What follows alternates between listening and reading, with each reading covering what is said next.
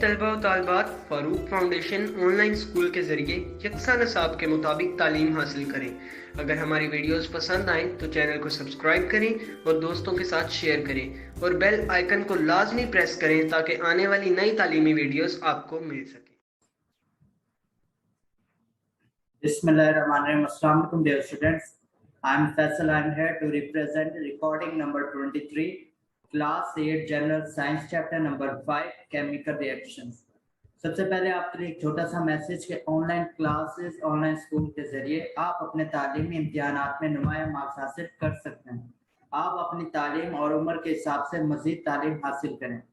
आप अपने पेरेंट्स को मोबाइल फ़ोन या कंप्यूटर पर जैसे आसानी हमारी तालीमी वीडियोस के जरिए तालीम हासिल करने के लिए रिक्वेस्ट करें। आप डेली 1 से 2 घंटे लाजमी ऑनलाइन क्लासेस ज्वाइन करें। इसका फ़ायदा आपको ही होगा कि जब स्कूल जाएंगे, जब आप पेपर्स की तैयारी करेंगे तो आपको ज़्यादा एफर्ट करने की ज़रूरत नहीं पड़ेगी और इंशाल्लाह आप अच्छे मार्क्स हासिल कर सकते हैं। आप हमारे प्लेटफॉर्म से फ्री ऑफ कॉस्ट बगैर किसी चार्जेस के मुफ्त तालीम हासिल कर सकते हैं। हमारे प्लेटफॉर्म पर तमाम तालीमी वीडियोस और तमाम सब्जेक्ट्स की तालीमी वीडियोस और दस्तियाब हैं और आप YouTube channel Farooq foundation online school पर इन तमाम वीडियोस के जरिए आप तालीम हासिल कर सकते हैं। आज हम अपना जो लेक्चर रिकॉर्डिंग नंबर 23 स्टार्ट करते हैं। Chapter number 5 chemical reaction. Last time हमने केमिकल रिएक्शंस के बारे में पढ़ा था कि केमिकल रिएक्शंस होते क्या है, जिसके अंदर केमिकल चेंजिंग है। फिर हमने उसकी कुछ एग्जांपल्स की थी। उसके बाद हमने उसकी रीअरेंजमेंट ऑफ एटम्स बताए थे कि एटम्स किस तरह केमिकल रिएक्शन में रीअरेंज होते हैं। और उसके बाद हमने उसकी एप्लीकेशंस पढ़ी थी। एप्लीकेशंस में हमने ये देखा था, कुछ एग्जांपल्स की थी जैसे फोटोसिंथेसिस की, रेस्पिरेशन की। उसके बाद हमने कुछ एक्टिविटीज की थी कि किस एक्टिविटी परफॉर्म की थी। आज हमारा जो टॉपिक है वो है chemical equations and their balancing. Page number बच्चों 65 है। केमिकल इक्वेशंस की केमिकल इक्वेशन होती क्या है एंड देयर बैलेंसिंग, कि उनका बैलेंस क्या होता है।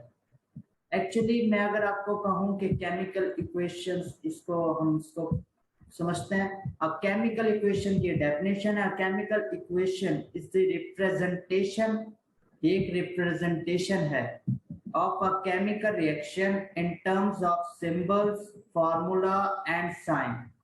It's called chemical equation। कि ये एक रिप्रेजेंटेशन है। ये देखो, ये सल्फर, ये ऑक्सीजन रिएक्ट करके एक सल्फर डाइऑक्साइड बना रहा है। तो ये क्या है बच्चों? केमिकल इक्वेशन है।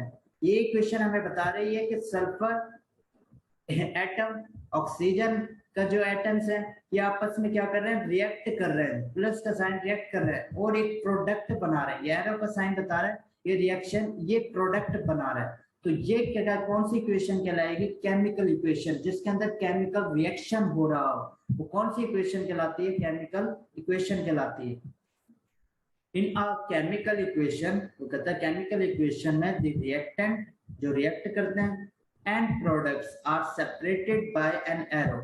वो कहता है एक एरो से वो क्या करते हैं? हम उन्हें सेपरेट कर देते हैं। यानी ये रिएक्टेंट हम इस तरफ लिखेंगे और एरो के उस तरफ हम क्या लिखेंगे? प्रोडक्ट लिखेंगे। तो वो ये बात कर रहे हैं। Symbols and formula of the reactants are written on the left hand side.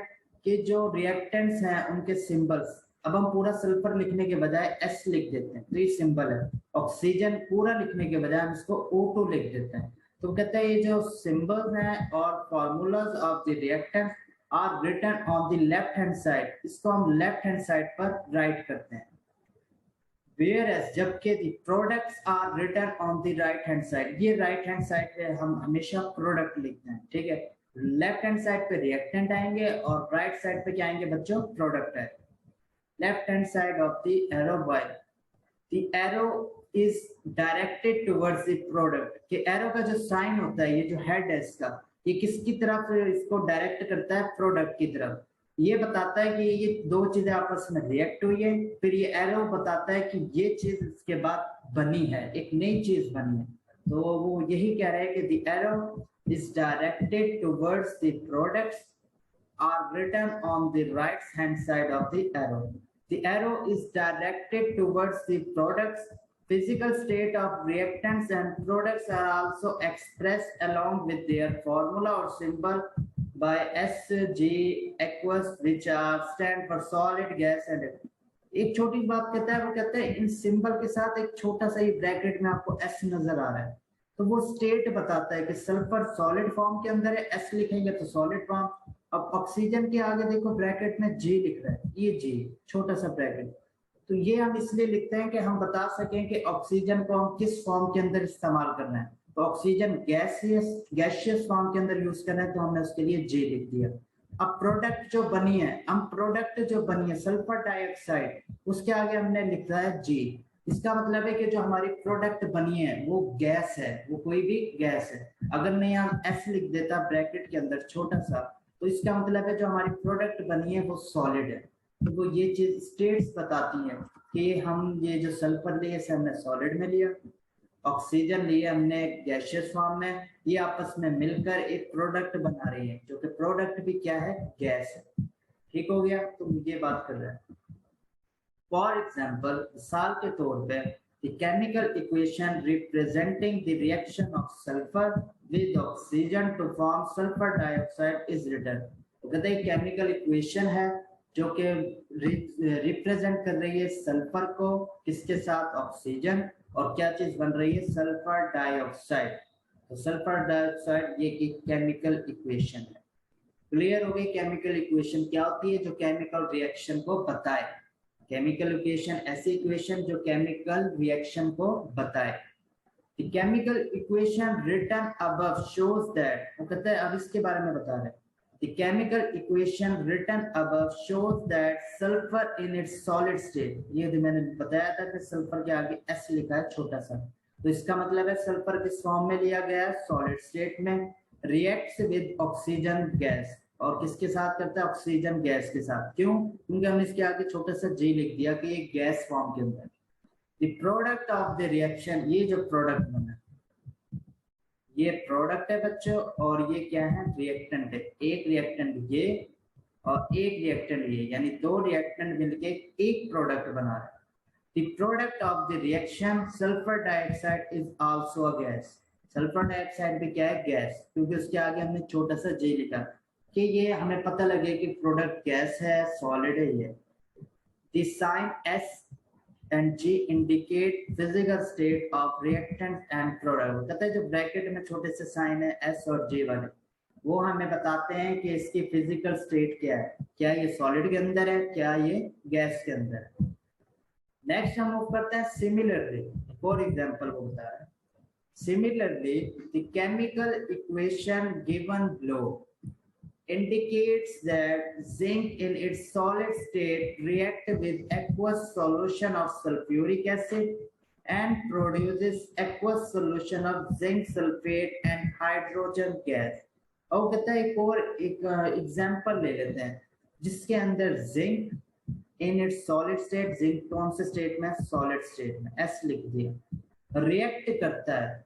ठीक है, किसके साथ रिएक्ट करेगा, aqueous solution of sulphuric acid. Aqueous solution का मतलब है कि सल्फ्यूरिक एसिड को हमने पानी में उसका क्या बनाया, सॉल्यूशन। एक्वस वाटर को कहते हैं, aqueous solution of sulphuric acid, यानी एक सल्फ्यूरिक एसिड है जिसका एक्वस सॉल्यूशन है। AQ का मतलब होता है एक्वस सॉल्यूशन।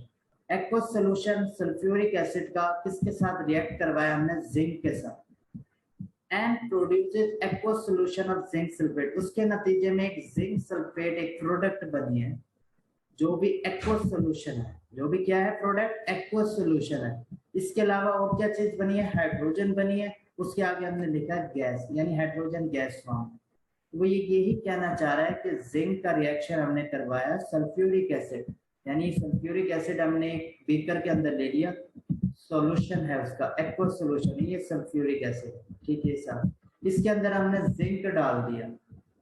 अब ये जो आगे दोनों आपस में रिएक्ट किए हैं तो उसके नतीजे में जिंक सल्फेट बना एक प्रोडक्ट, और हाइड्रोजन गैस खारिज हुई। हाइड्रोजन गैस होगी तो जाहिर सी बात है क्या हो जाएगी, रिलीज हो जाएगी। जिंक अगर सल्फ्यूरिक एसिड के साथ रिएक्ट करता है तो कौन कौन सी प्रोडक्ट बनी है, जिंक सल्फेट बनी है और हाइड्रोजन गैस बनी।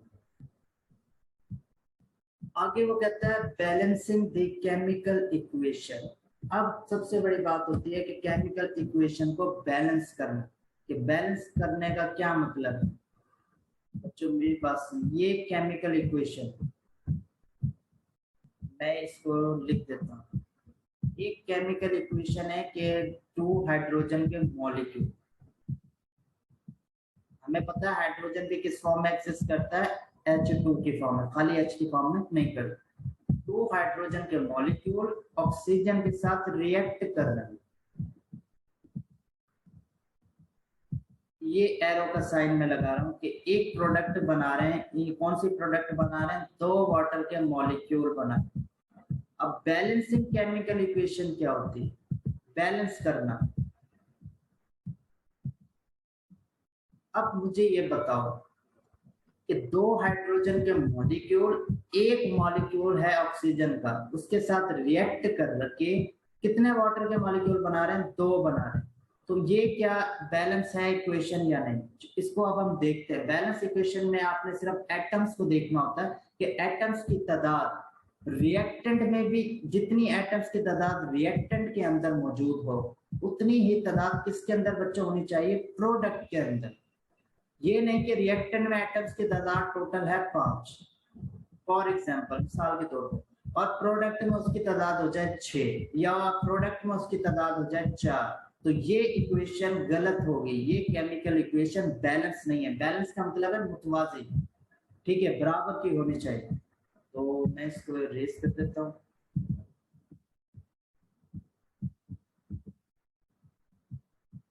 अब हम इसको देखते हैं कि एटम्स की तादाद बराबर है। हाइड्रोजन के कितने एटम्स हैं इसमें?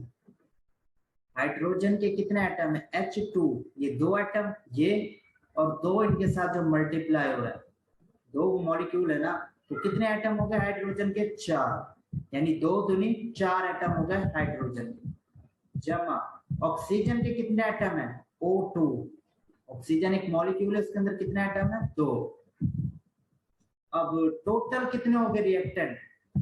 एटम कितने हो गए रिएक्टेंट में? 6 टोटल हो गए। 4 जमा 2 हो गए ना, यानी रिएक्टेंट्स के कितने एटम है टोटल? 6। प्रोडक्ट में भी कितने होने चाहिए? 6। तब जाके वो क्या होगी? बैलेंस होगी इक्वेशन, उसे हम कहेंगे बैलेंस इक्वेशन। अब हम प्रोडक्ट को देखते हैं। हाइड्रोजन के कितने एटम है? 2। 2 और ये 2 इससे मल्टीप्लाई हो रहा है, तो इसका मतलब हाइड्रोजन के कितने हो गए? 4 एटम पूरे हो गए। ऑक्सीजन का ये 1 एटम है, लेकिन ये इसके किसके साथ मल्टीप्लाई हो रहा है? 2 के साथ। 1 दूनी 2, इसका मतलब है ऑक्सीजन के भी कितने एटम हो गए? ऑक्सीजन के भी बच्चों कितने एटम हो गए? 2। आप कहोगे क्यों ऑक्सीजन के 2 हो गए? देखो ये ऑक्सीजन 1 है ना, 1 इस वाले 2 से मल्टीप्लाई हो रहा है, क्योंकि ये 2 हाइड्रोजन के लिए भी है और ये 2 ही तो ये जो 2 नंबर है, सेकंड नंबर 2 नंबर ये ऑक्सीजन के लिए भी है। तो ये 2 दूनी जब 4 होता है हाइड्रोजन, तो ऑक्सीजन भी कितने हो जाएंगे? 2। तो अब मुझे बताओ 4 जमा 2 कितने होते हैं? 6। क्या प्रोडक्ट में भी 6 एटम है? यस। क्या पता क्या है? क्या हम कह सकते हैं कि इक्वेशन बैलेंस है? जितने एटम रिएक्टेंट के अंदर थे उतने ही एटम किसके अंदर है? प्रोडक्ट के लिए। तो ये कहलाती है बैलेंसिंग केमिकल इक्वेशन। ये देखो ये बैलेंस किए हुए हैं। 2 हाइड्रोजन के मॉलिक्यूल यानी 4 हाइड्रोजन के एटम है, 2 ऑक्सीजन के एटम है, तो इसकी प्रोडक्ट में भी क्या आएगा? 4 हाइड्रोजन के एटम है और 2 ऑक्सीजन। ये बैलेंस है, इसीलिए हम इसे कहते हैं chemical equation, balanced chemical equation. अब हम इसके बारे में इसको मजीद डिटेल में पढ़ते हैं। आपको सिर्फ क्लियर करना था, जो कि इंशाल्लाह आपको क्लियर हो चुका होगा। Balancing the chemical equation, the chemical equation in which the number of atoms, number of atoms देखना है आपने कि जो नंबर ऑफ एटम्स रिएक्टेंट में है उतने ही कितने किस में होने चाहिए? प्रोडक्ट में। तो आपकी इक्वेशन क्या हो जाएगी? बैलेंस हो जाएगी। The chemical equations in which the number of atoms of each element, her element के नंबर ऑफ एटम देखना है। हाइड्रोजन एलिमेंट है तो उसके नंबर ऑफ एटम कितना है? ऑक्सीजन एक एलिमेंट है तो उसके नंबर ऑफ एटम्स कितने हैं? On both side of equation, वो कहता है इक्वेशन के दोनों तरफ, इस तरफ भी लेफ्ट साइड पे भी आपने नंबर ऑफ एटम गिनना है और राइट साइड पे भी। इन दोनों साइडों पे क्या होना चाहिए? बराबर होने चाहिए। Reactant side and product side are equal is called balanced chemical equation। ये definition है। कि the chemical equation in which the number of atoms of each element on both sides of the equation यानी both side के जो equation है reactant side and product side are equal is called balanced chemical equation। कि जो number of atoms हैं वो दोनों side पर क्या होना चाहिए, बराबर होना चाहिए। मिसाल के तौर पर for example the chemical equation shown below is the balanced chemical equation। ये balanced chemical equation है। देखते हैं किस तरह balanced chemical equation है। क्या इसके नंबर ऑफ एटम्स बराबर है? देखो HCl जमा रिएक्ट करता है सोडियम हाइड्रोक्साइड के साथ। HCl किसके साथ रिएक्ट करता है? Sodium hydroxide. अब HCl एक्वस में है, इसका मतलब है उसका सॉल्यूशन है पानी के अंदर। सोडियम हाइड्रोक्साइड का भी पानी के अंदर सॉल्यूशन है। अब इन दोनों को आपस में रिएक्ट करते हैं तो ये प्रोडक्ट बन जाती है सोडियम क्लोराइड जमा वाटर। वाटर बन गया, दो प्रोडक्ट बन गए, वाटर भी हमें मिल गया और सोडियम क्लोराइड भी। अब मुझे ये बताएं क्या ये केमिकल इक्वेशन बैलेंस है या नहीं? केमिकल इक्वेशन तो है कि दो चीजें आपस में रिएक्ट की है और दो चीजें प्रोडक्ट बन गई। प्रोडक्ट एक भी बन सकती है, दो भी बन सकती है। जरूरी नहीं है कि दो चीजें रिएक्ट कर रही है तो दो एक प्रोडक्ट। जैसे हमने इसमें भी देखा था सल्फर और ऑक्सीजन दो चीजें रिएक्ट कर रही है तो एक प्रोडक्ट। तो ये कोई ऐसी बात नहीं है। तो प्रोडक्ट दो चीजें रिएक्ट करके दो प्रोडक्ट बना रहे। क्या ये केमिकल इक्वेशन बैलेंस है? उसके लिए आप क्या करोगे? एटम्स गिनोगे, हर एलिमेंट के एटम्स काउंट कर लोगे, इसमें कितने एटम्स और इसमें कितने। अब देखो हाइड्रोजन का एक एटम है, ठीक है, और पहले जो सेम एटम होता है ना उसे आप काउंट कर लेना, ठीक है। हाइड्रोजन का एक एटम है, इधर भी आप कहोगे हाइड्रोजन का एक एटम, तो हाइड्रोजन के कितने एटम हो गए? दो। मैं ये लिख देता हूँ, हाइड्रोजन के कितने एटम हो गए? दो। क्लोरीन एक एटम है, क्लोरीन का इस तरफ एक एटम है। ऑक्सीजन का एक एटम है, ऑक्सीजन का एक एटम।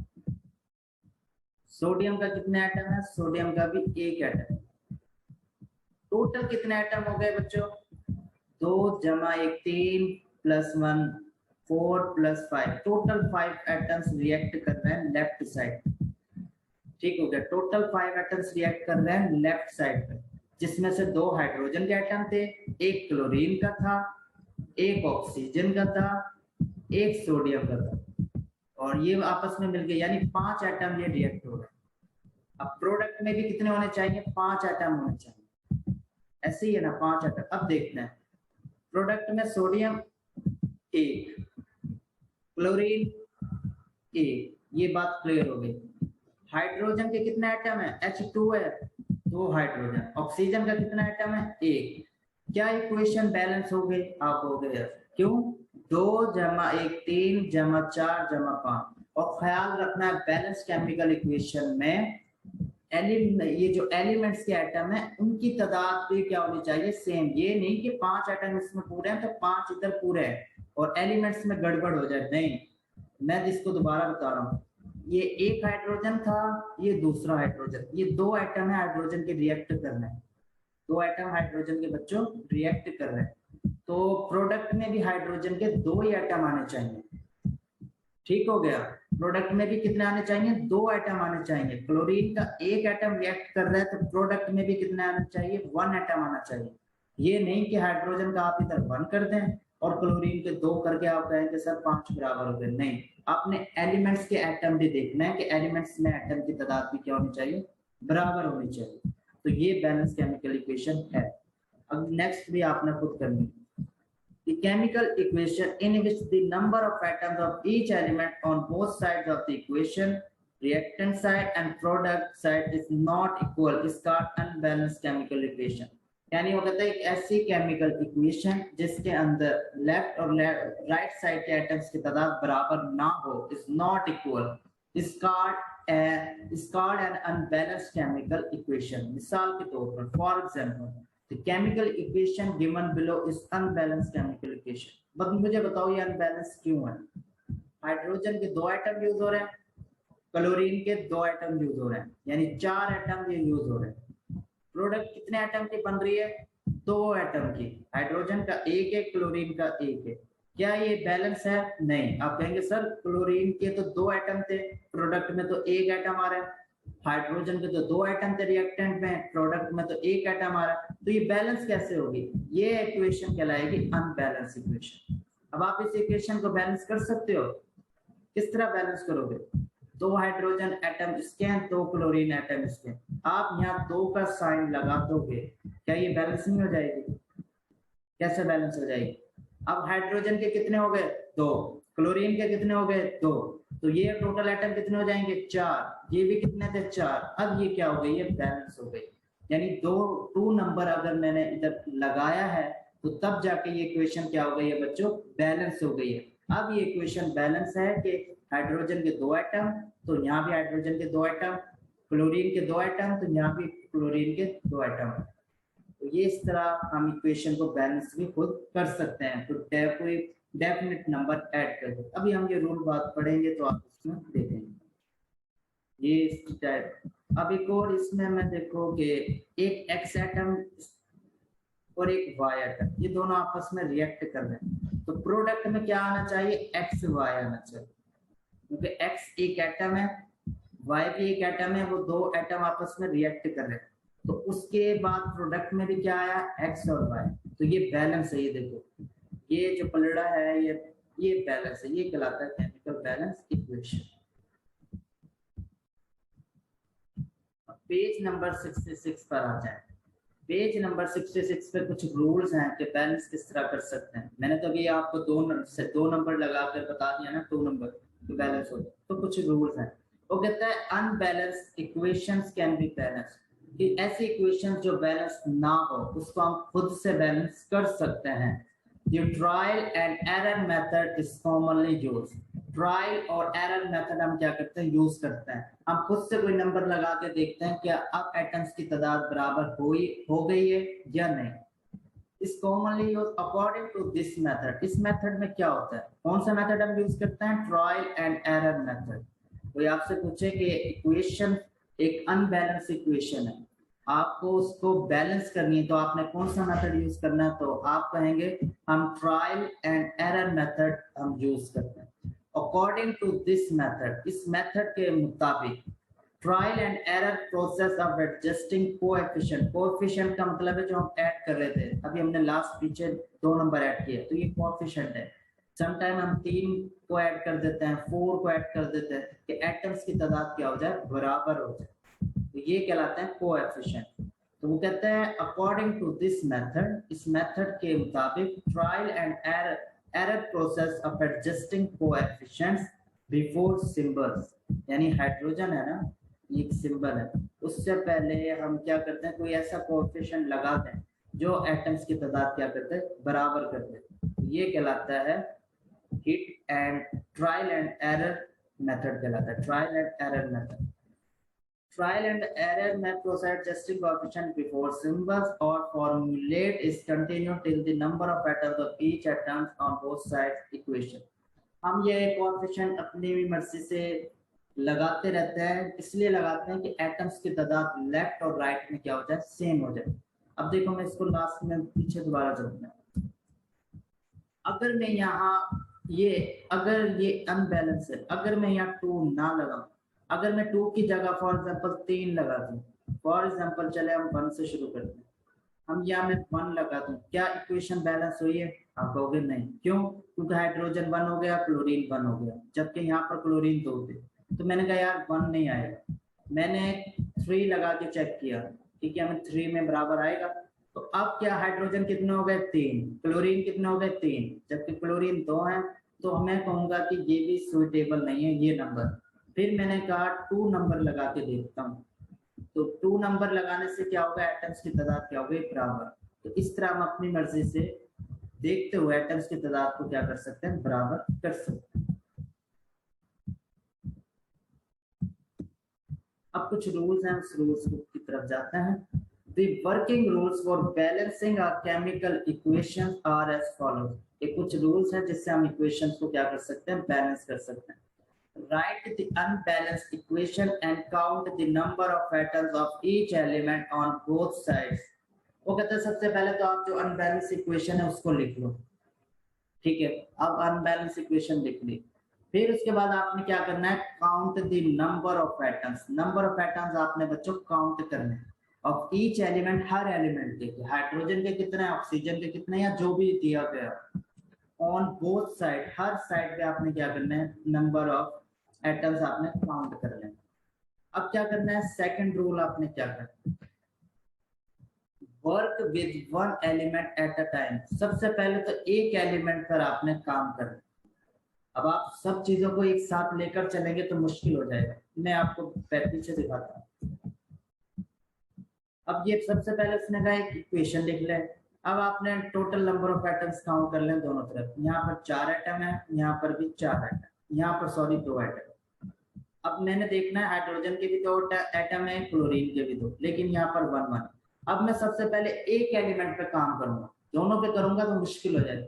मैं सबसे पहले हाइड्रोजन के एटम ना इसको सेट करने की कोशिश करूंगा कि यहाँ पर हाइड्रोजन के 2 एटम है और यहाँ पर 1 है, तो मैं इसको 2 बनाने के लिए इससे पहले लिख दूंगा 2।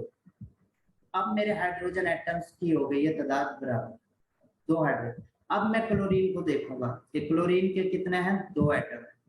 अब मैं देखूंगा कि क्लोरीन के क्या 2 बन रहे हैं या नहीं। तो मैंने जो पहले 2 लगाए थे हाइड्रोजन के लिए, तो वो क्या कर दिए हैं, क्लोरीन के भी क्या होंगे 2। तो एक टाइम में आपने एक एलिमेंट पे फोकस करना है।